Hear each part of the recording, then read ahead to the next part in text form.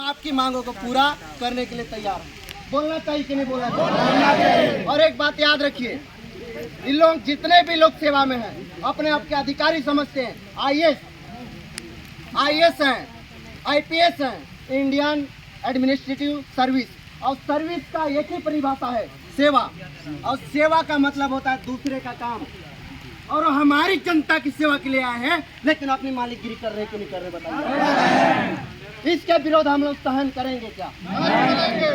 तो आदरणीय कलेक्टर जी से हम कहेंगे कि आप आकर के हमारी समस्या के सुने, हमारे क्षेत्रवासियों की समस्या सुने, और हमारी जो मांगे है इसमें आपकी क्या राय है, आप इस राय को और हम सबको आश्वासन देके जाइए। और आप यहाँ पास दे देते हो तो हमको वहाँ सड़क में नहीं बैठना पड़ेगा। बैठना पड़ेगा क्या? नहीं पड़ेगा। लेकिन आप कहोगे, हम सबको गुमराह करोगे कि हम इसको देखेंगे, तो जैसे जैसे मामला ठंडा होता चला जाएगा, ये देखते रह जाएंगे। आपका फाइल में ही कबार आ जाएगा, लेकिन हमारे समाज को कभी न्याय नहीं मिल पाएगा। और उसमें साथियों, आप सबको पता है, पूर्व वक्ताओं ने भी आपके बीच में कहा है, शांत रहिए, साइड में बतिया लीजिए, तो कुछ कर लीजिए। पूर्व वक्ताओं ने जैसा कहा कि उस घर परिवार में से मात्र एक लड़की बची है, 2 लड़का बचे हैं, और वो किसी भी कोना में कमाने चले जाएं। जब एक व्यक्ति का घर से व्यक्ति निकल जाए, आत्मा उनके शरीर से निकल जाए, तो हम लोग का दुख लगभग महीनों तक, 6 महीना तक रहता है कि नहीं रहता? और जब पूरे परिवार के सदस्य उजड़ जाए तो उनका दुख कितने दिन तक रहेगा? कोई अंदाजा लगा पाएगा? वो जिस कोना में भी जाएगा, काम में मन लगेगा क्या? तो हम सबका मांग है कि जो लड़की कुंवारी है, 10वीं तक पढ़ाई की है, उनको सरकारी नौकरी के लिए आप घोषणा करिए, आश्वासन दीजिए, होना चाहिए। और इस मांग को यहाँ पर हम सब के बीच में आश्वासन दे देते हैं, तो हम फिर से कह रहे हैं कि हमको NH 343 में बैठने की नौबत नहीं आएगा क्या? इसीलिए हम फिर से कह रहे हैं कि जो भी प्रशासनिक अधिकारी में से जिम्मेदार व्यक्ति इस जिम्मेदारी को उठाने आएगा, वो आ करके हम सबके बीच में आश्वासन दे।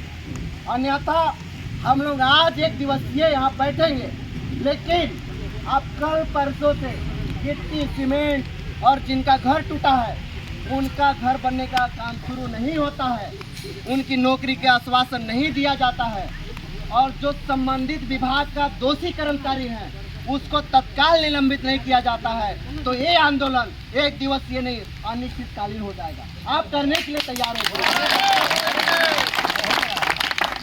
और इस बात की बड़ी हम आपको संवेदनहीन सरकार की विचार को बता रहे हैं। हम एक न्यूज पढ़ रहे थे, आदरणीय मुख्यमंत्री, आदिवासी मुख्यमंत्री विष्णुदेव साय जी का, वो संबंधित सभी जल संसाधन विभाग के अधिकारियों का बैठक बुलाते हैं और कहते हैं कि आज के बाद ऐसी लापरवाही बर्दाश्त नहीं किया जाएगा। मतलब पीछे घटा, उसके प्रति उनकी कोई संवेदनशील नहीं है। और लेकिन हम विष्णुदेव साय जी से पूछना चाहेंगे कि आपकी जल संसाधन विभाग में आप कौन सा दामाद को बिठा के रखे हो, किसको बचाने की काम कर रहे हो, बताने की काम कर रहे हो कि नहीं कर रहे हो? उनका कर्तव्य बनता था कि इसमें रामानुजगंज मंडल के या बलरामपुर मंडल का, अनुमंडल का जो भी दोषी कर्मचारी है उनको तत्काल बर्खास्त किया जाना चाहिए कि नहीं किया जाना? ऐसी संवेदनहीन सरकार हम सबके बीच में आज धारा 4(6) 4 लाख मुआवजा देकर के खत्म करना चाह रही है, लेकिन हम 4 लाख में कभी संतुष्ट नहीं होंगे। आप सब तैयार हो जाएंगे क्या? विष्णुदेव साय का जिला का मरे तो 50 लाख और हमारे जिला का मरे तो 4 लाख। ऐसी दोहरी अन्याय नहीं सहेंगे भाई। आप सहने के लिए तैयार है क्या? हमें और आप सबके बीच बता रहे हैं, इस क्षेत्र के पाल के लाल कहे जाते हैं आदरणीय राम विचार नेताम जी।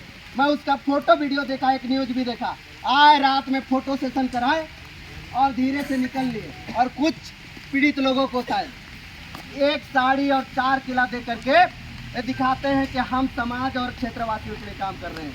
सचमुच में यदि वो काम करते तो आपको कहते कि हम आपको नौकरी भी देंगे और आपको अधिक मुआवजा भी दिलाएंगे। ये बोल के जाते कि नहीं जाते? राम विचार नेताम जी हमारे संवेदनशील है कि हमारे लिए नहीं है? केला के जगह तो ऐसी विधायक के भी हमारी तरफ से मुर्दाबाद होना चाहिए। राम विचार नितम मुर्दाबाद, राम विचार नितम मुर्दाबाद, मंत्री मुर्दाबाद, शासन प्रशासन मुर्दाबाद। साथियों, हम प्रशासन का इंतजार कर रहे हैं और हम ये भी कर रहे हैं कि आप तहसीलदार नायब तहसीलदार को भेज करके काम पूरा करने की कोशिश करोगे। चलिए रोड में जाम करेंगे। अभी रुक जाइए, अभी हम यहाँ कोई नहीं आएगा भैया। आप सोच रहे हैं ना कि यहाँ आ जाएगा, यहाँ कोई नहीं आएगा। हम समय देते हैं जब उनको। तक समय नहीं देंगे, अगर जब तक कलेक्टर साहब आके ज्ञापन नहीं लेंगे। हम रोड में एक गाड़ी अब कलेक्टर साहब को ज्ञापन देने आना पड़ेगा। यहाँ पे सुनिए सुनिए, देखिए, कलेक्टर साहब को ज्ञापन लेने आना पड़ेगा और कलेक्टर साहब को ज्ञापन देंगे और कलेक्टर साहब सीएम साहब से बात करेंगे और सीएम साहब से बात करने के बाद जो हमारी मांग है, अगर वो आश्वासन देते हैं सोशल मीडिया के माध्यम से या न्यूज के माध्यम से, इसके बाद ये जो चक्का जाम का कार्यक्रम है वो बंद होगा। यहीं से अनिश्चितकालीन होगा, तो वहीं चलना पड़ेगा। यहाँ से कुछ नहीं होना है। देने का मतलब नहीं है कि बात करते हो यार, कहने से इतना तो नुकसान हो गया।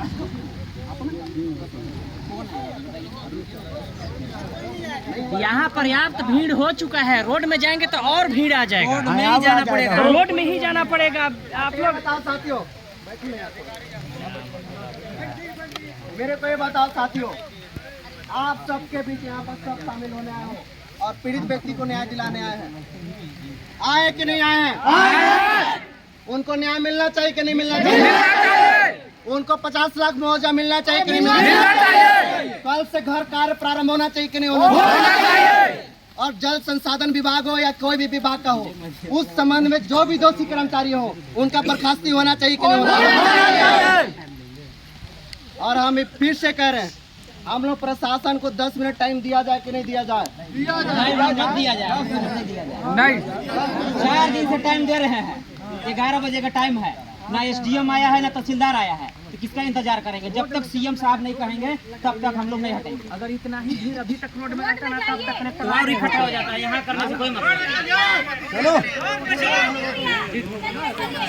आप सब जा रही है, समय खराब करने से कोई मतलब नहीं, अभी से अनिश्चितकालीन होगा। चलिए रोड में, चलिए रोड में, 1 घंटा जाम लगाइए, कलेक्टर को आता है, यहाँ बुलाएंगे। सुन लीजिए, रोड में जाने से पहले सब कुछ तय करो, चाहे डंडा मारे चाहे घसीटे, कोई नहीं हिलेगा, नहीं हिलेगा, देर हो जाइए। देख लेंगे।